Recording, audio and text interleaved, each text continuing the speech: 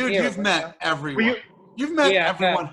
Fallon, Martha Stewart, Jon Stewart, all the Stewarts. Yeah, well, All the Fallon, Stewarts. I got a great Fallon story. You want to hear a great Yeah, Fallon story? sure. I got good Yeah. stories about a lot of Yeah, people. yeah. I got a great Rosie story. I got a great Fallon story. So years ago, I'm working on the Rosie O'Donnell show, Mhm.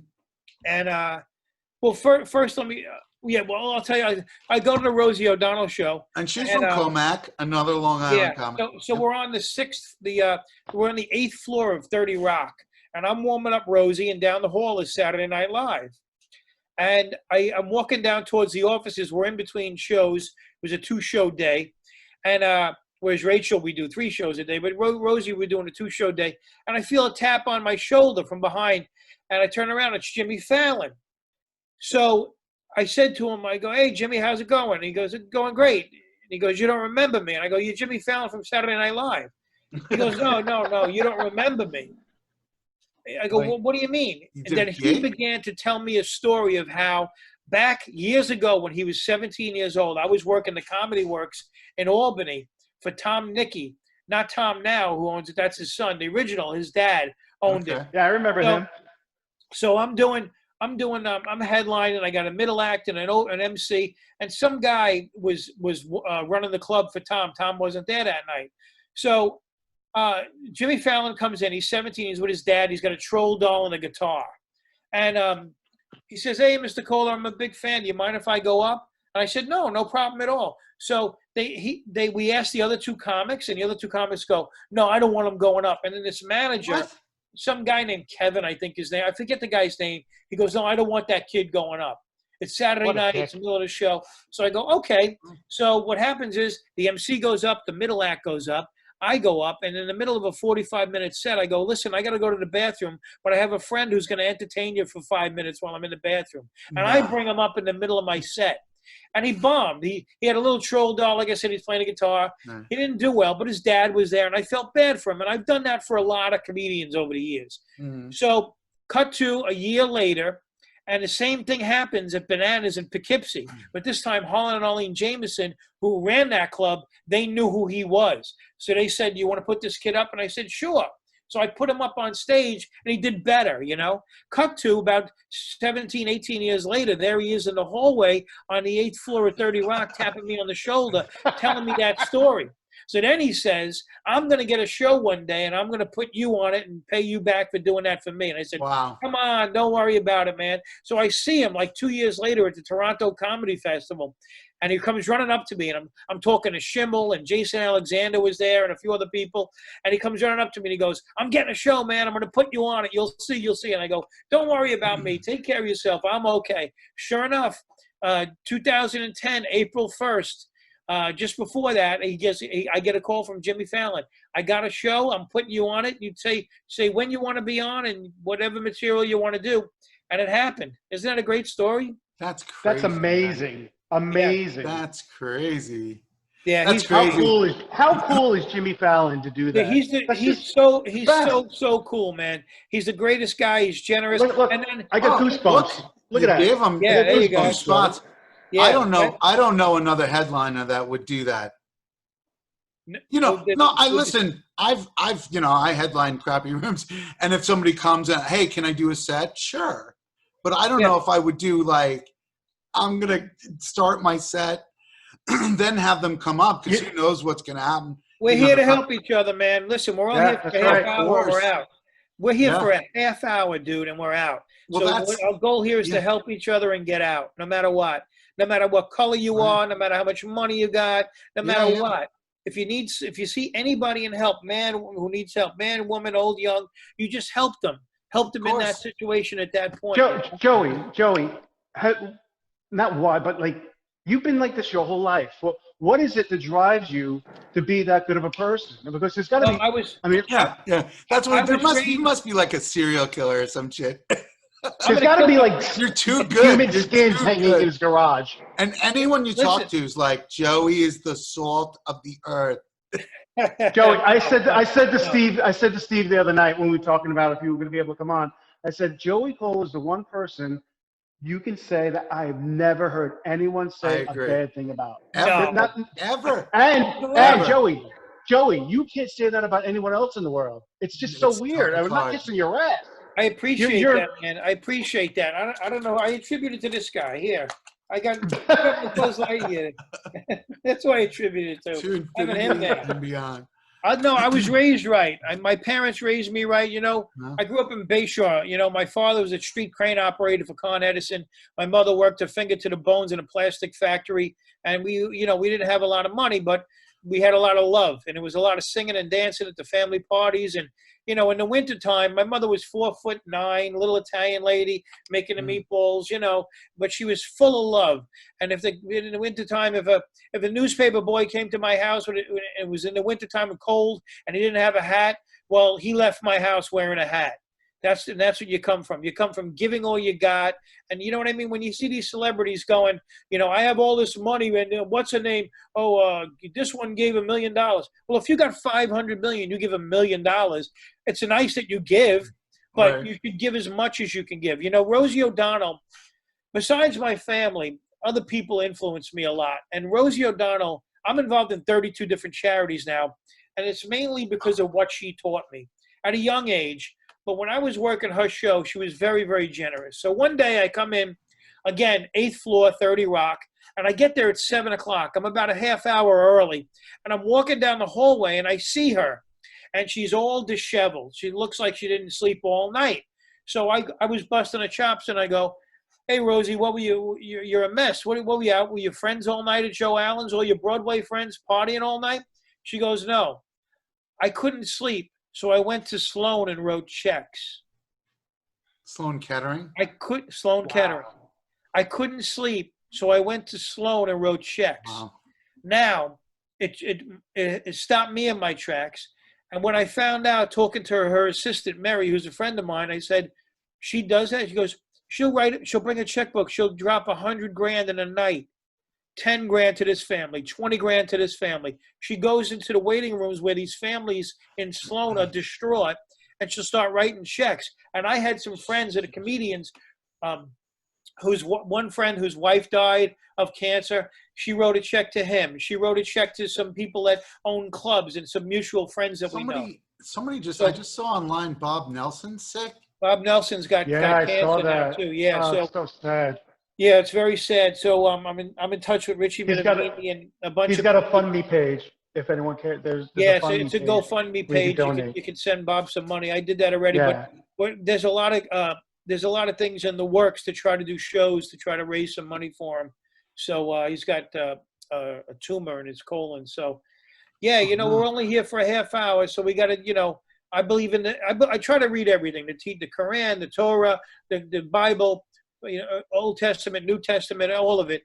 And the one thing that sticks out in my mind is when Christ said, you know, he who does for the least of my brethren, he does it for me.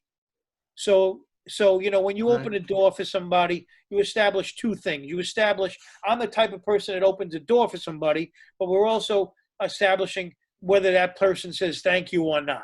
But I'm not going to change my way. You know what I mean? Like I'm not going to stop giving because there's so much more beyond this. You know, when my mother passed away. You know, most comics are assholes, Joey. You know that. Well, They are. And they're the worst. Here, they're the best and the worst people. So you got your Joey Kolas, and then you got, you know, they're the worst. There's some of the best people you ever meet, and some of the worst people. We were just talking, me and Daren, about whatever happened to this guy, whatever happened to that guy. And I said Jeff Zabrowski, and he said, Daren told me he won the lottery.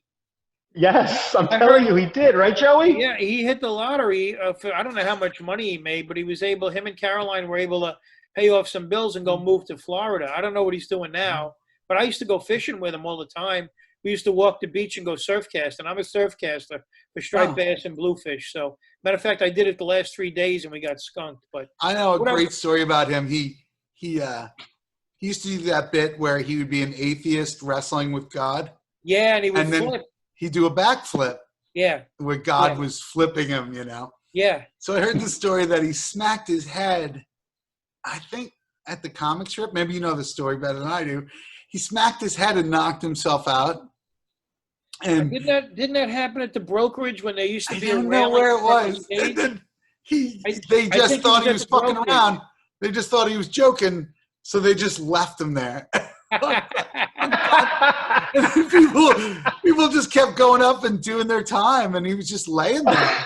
Well, Jeff was like that because you never knew what he was Right. going to do. I remember seeing Richard Jenny doing a set at the Brokerage one night, and he did an hour, and at 55 minutes in, Jeff just walked on stage and sat on the stool next to Richard Jenny. So Jenny's like, "What are you doing, man? I'm finishing." Yeah. He's like, "All right, man. I just want to see you do your act, man. Go ahead, do your act." So Jenny's like, "Get off the stage, you moron! There's no place to sit. I want to sit on the stage with you." He just But wanted to would, like, see what he would stuff do. like that. He just wanted to see what he would do, probably. Yeah. He's nuts. Yeah. That guy was crazy, Zabrowski. The stories I heard about him, all the drugs going back and forth. And, but he won the lottery.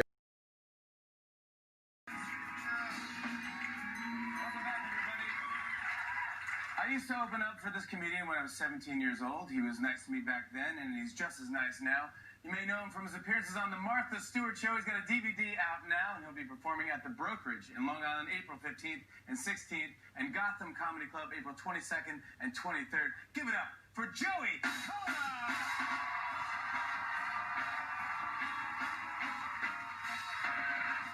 Wow, what a show this is! You're a good boy. Anyway, wow, it snowed today, too. Did you see that? Cold in New York. I actually like the winter. I like the winter for two reasons. First reason, the dog poop freezes. And I'm the only one who cleans up after this dog. My wife and kids want the dog. Bring the dog, Dad. That's the dog. Here the dog. How do you get a dog? Bring the dog. Take the dog. I got him a dog just so not to hear New York accent saying, dog, dog. Bring the dog. Let's get a dog. Have a dog. I got him a dog. It was a big dog, too. Not one of these little dogs that poops AA batteries. I got a big dog, 5 cigars. Every time he goes, he just lays them out there. Even when you clean it, that's what my dog does. My dog poops while you're cleaning his other poop. Is that the biggest disrespect you could ever get? Like, hey, thanks for cleaning my poop, but now here's some more poop. I'm going to put one here, another one here, another one here, and then when I'm done, I'm going to kick it up in the air for you. How about that? I'm going to kick up some grass and dirt and poop. He shot into the pool cover. That's how far he shoots the poop. This son of a bitchin' dog, I hate him. My wife's got the radar, too. The dog pooped in the backyard. He went in the backyard. It's under 3 feet of snow. How do you know it's there? It's back there. I know we got company. How do you live with yourself? No, there's poop back there. She's got this poop radar. I grew up in the 70s. Remember the 70s?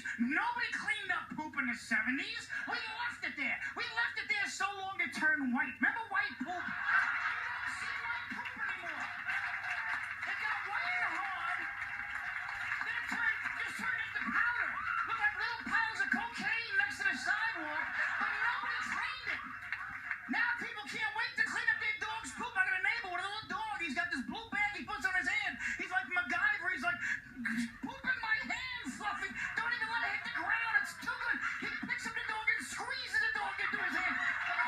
Then he pulls the bag up. He ties and twists the bag. He walks down the street twirling the bag like a cop on to beat this idiot. I hate him. Son of a bitch, I hate him.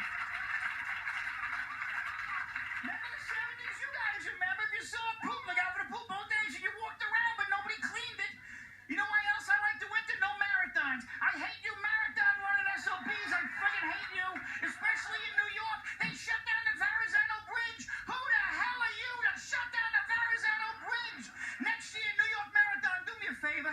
Get 5,000 treadmills, okay? Put them in a room somewhere. Set them all for 26 miles. Whoever beats first, you're the winner. Take the treadmills, put them on eBay.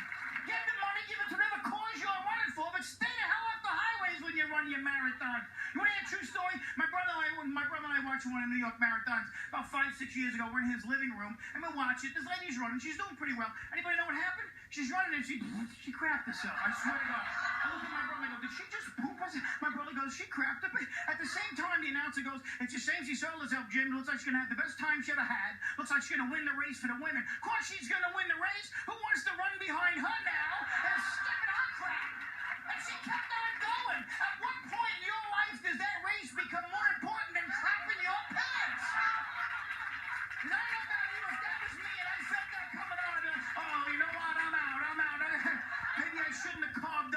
night. And she was allowed to keep on going. No other sport are you allowed to poop yourself and keep on going. You ever see Derek Jeter hit a home run? He's running second.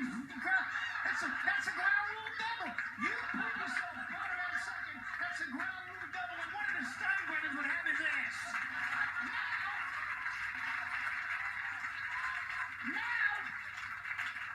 Now I gotta buy my wife a new cat. So as much as I hate cleaning up after the dog, he's a friendly guy. My cat he doesn't care about it. My cat's like, look, I drove over there, what about smells? I'm taking a nap and you're an idiot. Oh, yeah, here's something for you. La, la, la, la, la, la, la, la, la. A little hairball for you, how's that? Now you pick it up, here's a whole nother cat for you. What does that noise cats make before they throw up? It's like they're talking to you, like I'm